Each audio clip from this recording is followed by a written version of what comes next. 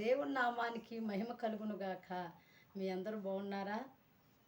దేవుడి మీద ఆధారపడి, దేవుని మీదనే ఆశ పెట్టుకొని, దేవుణ్ణే హత్తుకొని, నీతి కలిగి, యథార్థత కలిగి, న్యాయము కలిగి, దేవుడు చూస్తున్నాడని భయము, భక్తి కలిగి ప్రార్థనలు చేస్తూ కొన్ని విషయాల కొరకు నువ్వు ప్రార్థన చేసి అడుగుతున్నప్పుడు, సంవత్సరాల తరబడి అది అడుగుచున్నా కూడా దానికి ఆన్సర్ రాలేదు, నెలల తరబడి అడుగుచున్నా దానికి ఒక జవాబు రాలేదు అని చెప్పి నువ్వు చింతపడి నిరుత్సాహపడుతున్నావా? అయితే నీకే ఈ వార్తను ఈరోజు దేవుడు చెప్పమంటున్నాడు. దేవుడు అలా ఆలస్యం చేస్తున్నాడంటే నువ్వు అడిగిన దానికంటే ఉన్నతమైన బహుమానాన్ని, ఆశీర్వాదాన్ని ఆయన సిద్ధపరుస్తున్నాడని దానికి అర్థం.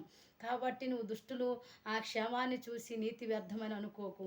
37వ కీర్తనలో ఏమని దేవుడు చెప్తున్నాడంటే, చెడ్డవారిని చూసి మీరు వ్యసన పడకండి, దుష్కార్యములు చేయువారిని చూసి మీరు మత్సర పడకండి.